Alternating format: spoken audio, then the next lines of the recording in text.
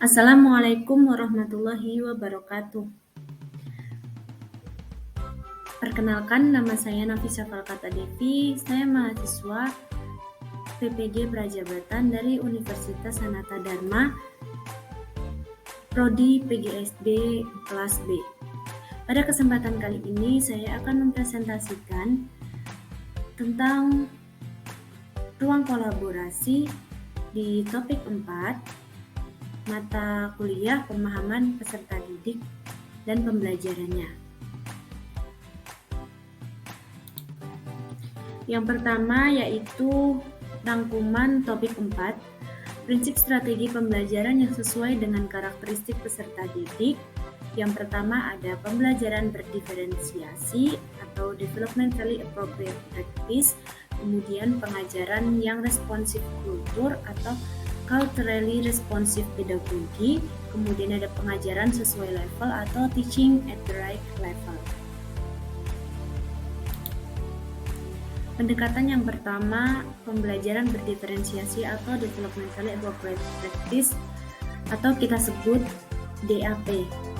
Jadi pendekatan pengembangan anak yang merujuk pada aplikasi pengetahuan tentang perkembangan anak, bukan berdasarkan harapan atau keinginan orang tua belaka.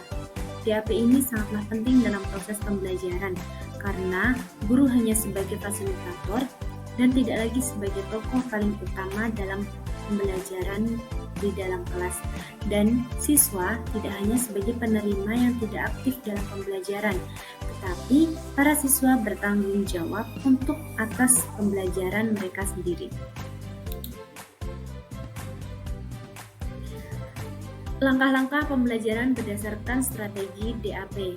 Yang pertama, menciptakan lingkungan belajar yang dapat membuat anak asik dalam pengalaman belajar, yaitu dengan melibatkan aspek fisiologi anak.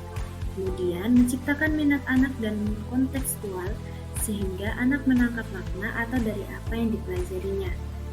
Yang ketiga, menciptakan suasana belajar yang bebas tekanan dan ancaman, tetapi tetap menantang bagi anak untuk mencari tahu lebih banyak. Yang keempat, menciptakan pengalaman konkret, terutama dalam pemecahan masalah, karena proses belajar yang paling efektif bukan dengan ceramah, tetapi memberikan pengalaman nyata bagi para peserta. Dalam DAP ini terdapat kelebihan dan kelemahan dalam penerapannya. Kelebihan DAP yang pertama, memposisikan anak sebagai pemegang peranan utama dalam proses pembelajaran. Yang kedua, memberikan banyak kesempatan untuk anak aktif bergerak dan bertanya, menjelajah, serta mencoba. Yang ketiga, media pembelajaran disesuaikan dengan karakter perkembangan anak usia prasekolah yang masih berada pada tahap pra-operasional. Yang keempat, mampu menciptakan suasana belajar yang aktif dan menyenangkan dengan pendekatan cara belajar bermain dalam lingkungan. Yang kelima, pendekatan ini diupayakan agar anak dapat memotivasi dan mengarahkan diri secara intrinsik. Pembelajaran yang efektif mampu membangkitkan keingintahuan mereka melalui kegiatan eksplorasi, eksperimen dalam pengalaman nyata. Sedangkan untuk kelemahannya sendiri, yang pertama yaitu proses pembelajaran harus sesuai dengan tahap perkembangan anak. Yang kedua, harus sesuai dengan kemampuan kognitif peserta didik. Yang ketiga, tidak semua materi pembelajaran cocok untuk diterapkan dengan pendekatan DAP. Pendekatan selanjutnya yaitu pengajaran yang responsif kultur atau culturally responsive pedagogy. Jadi, culturally responsive pedagogy ini merupakan praksis atau teori dan aplikasi pendidikan yang menekankan pada keterkaitan antara pendidikan dan dimensi sosial budayanya. Penekanan pada budaya peserta didik dan komunitas tidak semata dijadikan sebagai upaya mendekatkan peserta didik dengan konteksnya, tetapi lebih dari itu diharapkan dapat menjembatani munculnya kesadaran peserta didik terhadap identitas budayanya. Prinsip pendidikan tangga budaya. Setidaknya terdapat 5 panduan atau prinsip aplikasi pendidikan tangga budaya, yaitu yang pertama, pentingnya budaya, kemudian yang kedua, pengetahuan terbentuk sebagai bagian dari konstruksi sosial, Yang ketiga, inklusivitas budaya. Yang keempat, prestasi akademis tidak terbatas pada dimensi intelektual and speech. Dan yang kelima, keseimbangan dan keterpaduan antara kesatuan dan keberagaman. Urgensi rekonseptualisasi dari pendidikan guru tangga budaya. Pentingnya kearifan lokal jadikan sebagai salah satu komponen dalam pendidikan guru di tanah air terkait dengan upaya untuk memperluas wawasan dan kompetensi budaya pendidik dalam melaksanakan tugasnya. Selain itu, pemahaman guru yang benar mengenai berbagai dimensi kearifan lokal yang berkembang di tengah-tengah masyarakat membantu guru untuk mengapresiasi keragaman perspektif tersebut, bukan menjadikannya sebagai stereotip yang menyudutkan peserta didik. Pendekatan yang ketiga yaitu pengajaran sesuai level atau teaching at the right level. Kita sebut saja di sini yaitu TARL. TARL adalah proses intervensi yang harus dilakukan guru dengan memberikan masukan pembelajaran yang relevan dan spesifik untuk menjembatani perbedaan yang ditemukan. Peserta didik tidak terikat pada tingkatan kelas, namun disesuaikan berdasarkan kemampuan peserta didik yang sama. Setiap fase ataupun tingkatan tersebut mempunyai capaian pembelajaran yang harus dicapai. Fokusnya adalah membantu anak-anak atau peserta didik dengan dasar membaca, memahami, mengekspresikan diri, serta keterampilan berhitung sesuai dengan tingkat kemampuannya.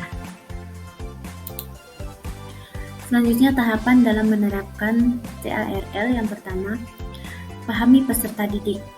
Pahami peserta didik dengan apa yang mereka sukai, tipe gaya belajar apa yang membuat mereka nyaman, serta bagaimana karakteristik setiap peserta didik, dan selalu ingat bahwa setiap peserta didik itu unik dan memiliki kemampuannya masing-masing. Yang kedua, rancangan perencanaan pembelajaran. Rancangan perencanaan pembelajaran yang disesuaikan dengan hasil identifikasi peserta didik serta pengelompokan peserta didik dalam tingkat yang sama. Yang ketiga, mengikuti ragam pelatihan. Sebagai seorang pendidik, pentingnya untuk mengikuti berbagai ragam pelatihan guna memahami konsep pendekatan serta teknik yang sesuai agar TARL dapat diimplementasikan dengan baik. Lalu bagaimana TARL dalam kurikulum Merdeka? TARL dalam kurikulum Merdeka merupakan pendekatan belajar yang tidak mengacu pada tingkatan kelas, melainkan mengacu pada tingkat kemampuan siswa. Inilah yang menjadikan TARL berbeda dari pendekatan biasanya. TARL menjadi jawaban dari persoalan kesenjangan pemahaman yang selama ini terjadi di dalam kelas. Kurikulum Merdeka memberikan kebebasan kepada guru dalam mengajar disesuaikan dengan kemampuan peserta didiknya. Fakta ini tentu menjadikan konsep pendekatan TARL sebagai hal yang perlu dibahas lebih mendalam lagi.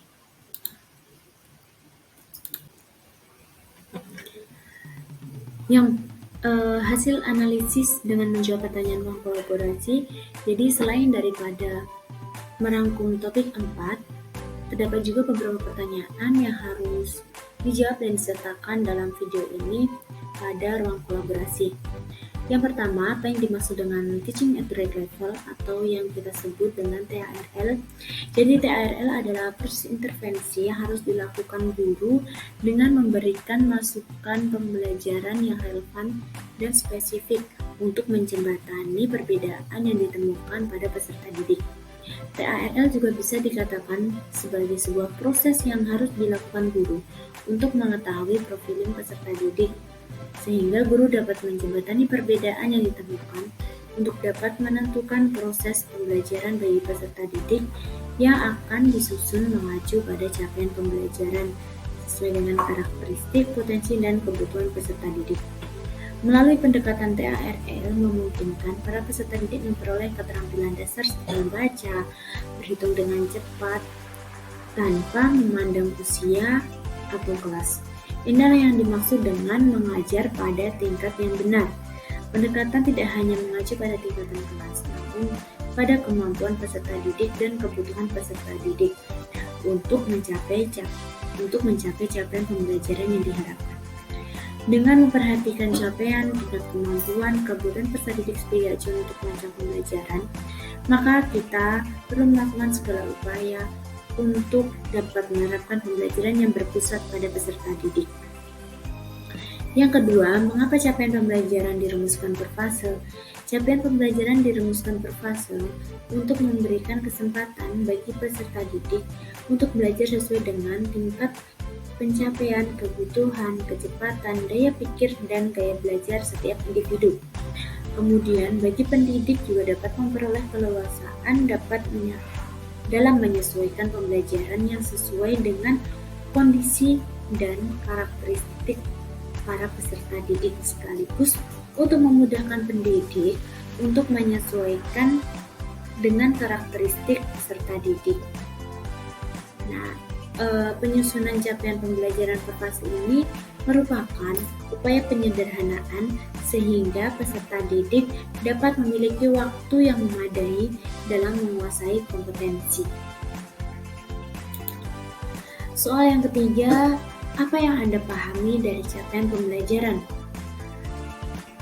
Capaian pembelajaran merupakan kompetensi pembelajaran yang harus dicapai oleh peserta didik pada setiap fase perkembangan dan mencakup sekumpulan kompetensi dan lingkup materi yang disusun secara komprehensif dalam bentuk narasi.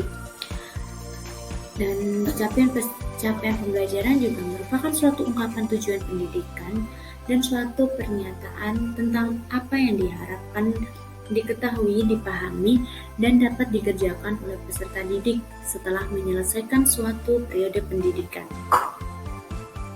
Yang keempat, mengapa perlu capaian pembelajaran? Kita perlu capaian pembelajaran karena capaian pembelajaran ini dapat menjadi gambaran kompetensi yang harus dimiliki peserta didik dan untuk mengidentifikasi tujuan belajar yang lebih terstruktur dan sistematis. Kemudian, capaian pembelajaran ini juga menjadi acuan bahwa peserta didik pada usia tersebut setidaknya memiliki kompetensi seperti apa dan yang bagaimana. Kemudian, capaian pembelajaran juga untuk mengetahui dan menunjukkan kemajuan belajar yang digambarkan pada peserta didik secara vertikal dari satu tingkat ke tingkat yang lain, serta didokumentasikan dalam suatu kerangka kualifikasi. Soal yang kelima, apa yang dimaksud menyesuaikan pembelajaran dengan situasi lingkungan belajar yang ada? Jadi, menyesuaikan pembelajaran dengan situasi lingkungan belajar yang ada, artinya guru dapat melakukan proses pembelajaran sesuai dengan keadaan atau kondisi saat itu dengan memanfaatkan lingkungan belajar siswa seperti halaman sekolah, lingkungan kelas, maupun lingkungan yang ada di sekitar sekolah ataupun yang ada di rumah, yang tentunya dapat menjadi sumber belajar para peserta didik. Kemudian, guru juga bisa melakukan modifikasi pembelajaran dengan mengangkat hal-hal yang mudah dijumpai atau benda di sekitar peserta didik. Maka peserta didik akan lebih mudah dan lebih nyaman untuk belajar, serta peserta didik akan lebih kritis mengungkapkan apa yang mereka ketahui. Peserta didik ini bisa belajar sesuai dengan lingkungan belajarnya dan memanfaatkan lingkungan belajarnya seperti misalnya dalam suatu materi, peserta didik diminta untuk memperhatikan lingkungan sekitar, maka lingkungan di luar sekolah atau di luar kelas bisa dimanfaatkan untuk mengamati pohon atau untuk mengamati tanaman-tanaman, dan juga fasilitas di dalam kelas seperti adanya papan, dinding juga dapat dimanfaatkan untuk menempel hasil proyek-proyek peserta didik. Selanjutnya, soal yang ke-6, apa itu capaian pembelajaran setiap fase? Jadi, capaian pembelajaran setiap fase adalah kompetensi yang telah disesuaikan dengan tingkat-tingkat kelas dan tingkat kemampuan. Capaian pembelajaran setiap fase adalah kompetensi pembelajaran yang harus dicapai para peserta didik pada setiap fase perkembangan. Capaian pembelajaran mencakup sekumpulan kompetensi dan lingkup materi yang disusun secara komprehensif dalam bentuk narasi.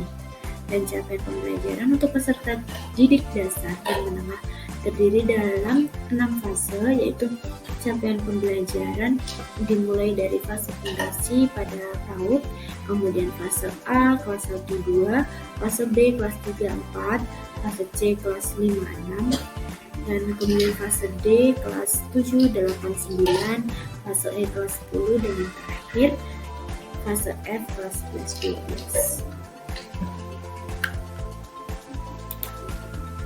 Selanjutnya, bagaimana cara membuat capaian pembelajaran?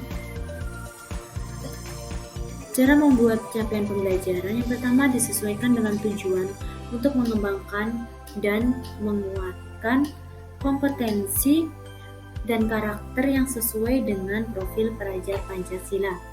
Yang kedua, melihat atau menganalisis tahapan perkembangan peserta didik, sehingga dari analisis tahapan atau fase itulah akan diperoleh hasil yang dapat digunakan untuk menentukan kompetensi yang ingin dicapai sesuai dengan kebutuhan peserta didik yang beragam dan sesuai tahap atau fase peserta didik. Yang ketiga, menyesuaikan dengan profil peserta didik dan menuliskan deskripsinya. Yang keempat, menurunkannya dalam bentuk narasi capaian pembelajaran.